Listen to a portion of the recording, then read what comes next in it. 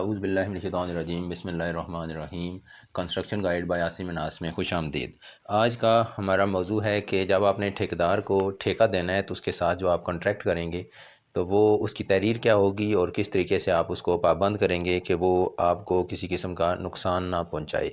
Basically ये मालिक के लिए भी तहफ़्फ़ुज़ होता है और ठेकेदार दोनों पार्टियों के लिए तहफ़्फ़ुज़ होता है कि हमने एक एग्रीमेंट किया हुआ है और हमारे पास गवाहान मौजूद हैं जिनकी मौजूदगी में अगर हमारा कोई इख्लाफ पैदा होता है तो वो हमारा ये मसला मिल बैठ कर हल कर सकते हैं। क्योंकि इस काम में बाज़ दफ़ा जो है ना वो मिसअंडरस्टैंडिंग्स पैदा हो जाती हैं। बाज़ दफ़ा मालकान की तरफ से भी प्रॉब्लम्स पैदा कर दिए जाते हैं। बाज़ दफ़ा ठेकेदार भी ऐसे होते हैं, कई लोग, सारे लोग बुरे नहीं हैं।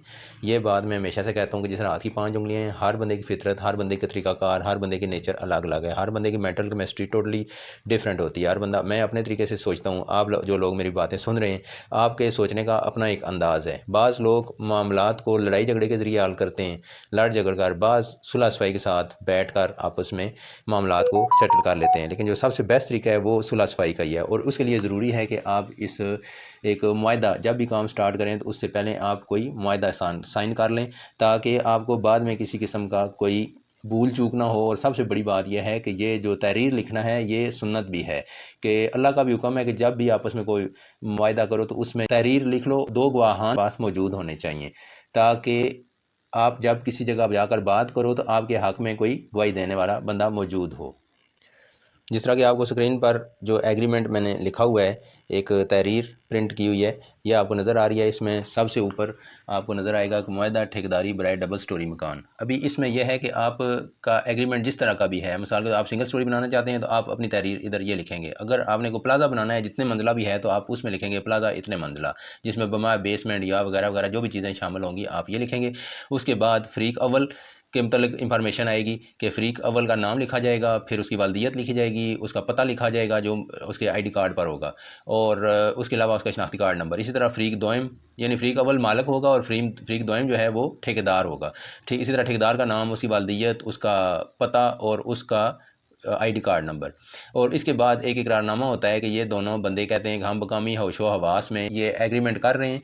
और फ़रीक अव्वल वो बिलफर्ज अगर आपने मकान बनाना है तो प्लाट नंबर फ़रीक अव्वल यानी जो मालिक है वो प्लाट नंबर फ़लाना, साइज़ नंबर फ़लाँ, वाक़या सेक्टर नंबर फ़लाँ, गली नंबर फ़लाँ और इस्लामाबाद या बिलफर्ज जिस भी एरिया में वो सोसाइटी या वो प्लाट मौजूद है का मालिक है। और ये भी साथ के ये बिला शिरकत गैर मालिक है, यानी इसमें इस प्लाट में किसी किस्म की और किसी बंदे की कोई शराकतदारी इसके अंदर नहीं है। फ़रीक अव्वल का स्टेटस लिखने के बाद फिर फ़रीक दोयम का स्टेटस लिखा जाता है कि वो एक कॉन्ट्रैक्टर है और कमर्शियल व रहायशी बिल्डिंग वगैरह बनाने का उसका तजर्बा मौजूद है।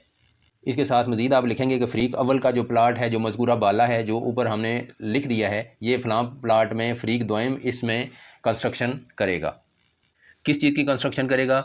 जो कि ऊपर मेंशन किया गया है कि डबल स्टोरी मकान है, उसकी कंस्ट्रक्शन ये फ़रीक दोयम करेगा।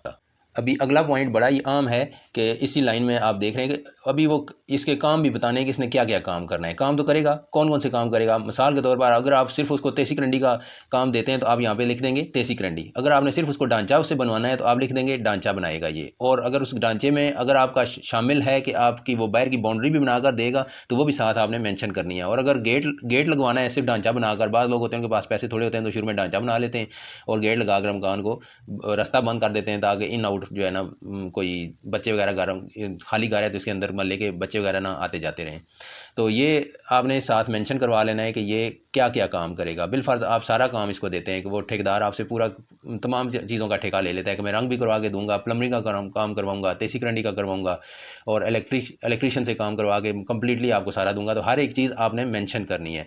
तो इसमें एक चीज़ और भी है, ये असल में जो मुआहदा है ये बड़ी एक पेचीदा सी चीज़ है। मुआहदा करते वक्त बड़ा ही गौर खोज के साथ जो है ना मुआहदा करना चाहिए। अगर आपने उसको विद मटेरियल काम दिया है तो इसमें साथ आप विद मटेरियल लिखेंगे और विद मटेरियल में आपने फिर जो जो चीज़ें वो लगाएगा उन चीज़ों का भी जिक्र करना है कि फ़लाँ चीज़, मिसाल के तौर पर बिजली है तो बिजली के सामान में वो किस कंपनी, कौन सी चीज़ किस कंपनी की लगाएगा। प्लम्बरिंग का सामान है तो उसमें कौन से कंपनी का सामान वो लगाएगा, मतलब पाइप लगाने उसने कौन सी लगाएगा, जो बर्तन है वो कौन सी कंपनी के लगाएगा, सीटें हैं वाशरूमों की वो कौन सी कंपनी के लगाएगा, वो किचन के अंदर जो सामान लगाएगा वो कौन सी कंपनी का लगाएगा। तो हर एक चीज़ का आपने बड़ी डिटेल में उसके साथ ये लिख लेना है कि या कंपनी का नाम बताए या फिर ये बताए कि इतनी इस कंपनी का है और इतने पैसों का होगा।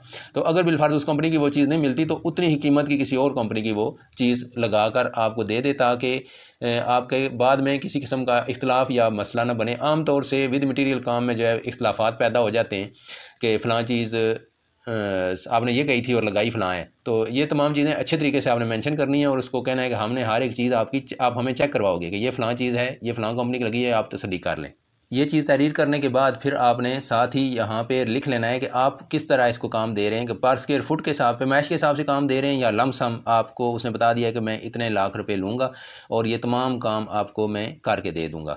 तो अगर पर स्क्वायर फुट है तो वो लिख लेना है कि ये तमाम काम जो है ये मुबलग इतने डैश रुपये फ़ी मरबा फुट तय पाया है। आपने बिलफर्ज के साथ लमसम कर लिया, बिलफर्ज वो आपसे 10 लाख लेता है, 15 20 25 लाख जो भी आपके मकान की जितनी भी मजदूरी बनती है तो वो उस हिसाब से आप इसमें मेंशन कर लेंगे। इस कॉन्ट्रैक्ट के अंदर ये चीज़ भी शामिल होनी चाहिए कि जो आपका फ़रीक दोयम यानी जो आपका कॉन्ट्रैक्टर है, ठेकेदार है आपका, तमाम सलाहियतों को बरूएकार लाते हुए आपका काम बिल्कुल अच्छे तरीके से करेगा और अगर किसी किस्म की कोई फ़नी ख़राबी होगी उसके अंदर तो वो उसका ज़िम्मेदार होगा। मिसाल के तौर पर अगर लेंटर किसी जगह से बैठ जाता है तो ये उसके ज़िम्मे है कि वो उस चीज़ को सेट करेगा और ठीक हालत में आपको मकान बनाकर A1 तो आपके हवाले करेगा। इसमें यह चीज़ भी मेंशन करनी बहुत ज़रूरी है कि अगर आपने उसको काम तेसी करंडी का दिया है तो मटेरियल फिर क्योंकि मालिक के ज़िम्मे होता है तो मालिक जो है वो इन टाइम अपने ठेकेदार कॉन्ट्रैक्टर को या जो लेबर है उनको सामान फराम करेगा ताकि काम में किसी किस्म की कोई रुकावट ना आए। ये ठेकेदार के लिए भी सेफ्टी है और आपका काम भी जब आप इन टाइम मटेरियल देंगे तो वो लेबर फारग नहीं बैठी रहेगी, उनका टाइम ज़ाया नहीं होगा और वो तेज़ी के साथ आपको काम करके आपके हवाले करेंगे। इसमें एक पॉइंट ये भी लिखना है आपने जो कि बहुत ज़रूरी है कि जब आप उसको एडवांस देंगे तो ये चीज़ साथ लिखी होनी चाहिए कि इतने पैसे टोटल हमारा ये जो कॉन्ट्रैक्ट है इतने में हुआ है और एडवांस इसने रूबरू गवाहान की मौजूदगी में इसने जो है ना हमसे इतने पैसे मालिक फ़रीक अव्वल से फ़रीक दोयम ने ले लिए हैं। ये चीज़ भी साथ इसके ये एक पॉइंट के तौर पर इसमें मेंशन करनी है। एक चीज़ ये भी आपने मेंशन करनी है कि जो काम यहाँ पे शामिल नहीं है इस ठेके के अंदर वो चीज़ मैं मिसाल देकर समझाता हूँ। मिसाल के तौर पर करें आपने छत पे चिप्स डलवाई है लेकिन उसकी रगड़ाई जो है ठेकेदार ने कहा है कि ये ठेके में शामिल नहीं है, ये मालिक के ज़िम्मे है। या 2 टैंकियाँ हैं पानी की, एक नीचे और एक ऊपर, तो वो कहता है कि नीचे वाली टैंकी मालिक के ज़िम्मे है, जितना खर्चा आएगा और ऊपर वाली मैं बना दूंगा, या ऊपर वाली मालिक चूज़ कर ले और नीचे वाली जो है वो ठेकेदार बना देगा। तो ये चीज़ जो चीज़ ठेके में शामिल नहीं होगी वो बिल्कुल क्लियर कट सामने लिख देनी है कि ये फ़लाँ काम ठेके में शामिल नहीं है, इसके अलग से पैसे मालिक जो है वो पे करेगा। इसके अलावा जो चीज़ ठेके में शामिल नहीं है उसका भी रेट तय कर लेना है कि फ़लाँ चीज़ इस काम में शामिल नहीं है, उसके अलग पैसे होंगे और इतने होंगे। मसलन रगड़ाई के बिल फर्ज 12 या 13 रुपये पर स्क्वायर फुट आज का रेट चल रहा है तो वो रगड़ाई वाला आपसे पर स्क्वायर फुट 12 या 13 रुपये लेगा, वो आपने पे करने होंगे। टैंकी बनेगी तो तकरीबन उसमें मजदूरी जो है उसमें 10 15 20 हज़ार रुपया जो भी बनेगी फ़लाँ इसकी इतने होंगे और ये आपने पे करने होंगे। इसी तरह बुनियादों की जो खुदाई है वो अगर ठेके में शामिल नहीं है तो वो वाज़ेह लिखा हुआ हो कि वो मालिक उसका पर स्क्वायर फुट ये रेट तकरीबन चल रहा है और उसके साथ ठेका करेंगे खुदाई वाले के साथ तो वो मालिक ने पे करना है। यानी हर एक चीज़ क्रिस्टल क्लियर इसी के अंदर शामिल हो जानी चाहिए कि कौन सी चीज़ ठेके में शामिल है और कौन सी नहीं है। तो तब जो है ये आपका काम स्टार्ट से ही अच्छा होगा और इंशाल्लाह इसका अंजाम भी अच्छा होगा। इसके अलावा ठेकेदार ये भी लिखने का पाबंद है कि वो कितने अरसे में इस काम को मुकम्मल करके देगा, कितने माह में या कितने साल में। अगर बड़ा काम है तो कितने सालों में मुकम्मल करेगा, कितना अगर छोटा काम है तो कितने हफ्तों में या कितने महीनों में ये काम मुकम्मल करके माल जो इतना भी आपका उसके साथ एग्रीमेंट हुआ है तो वो काम आपके हवाले कर देगा।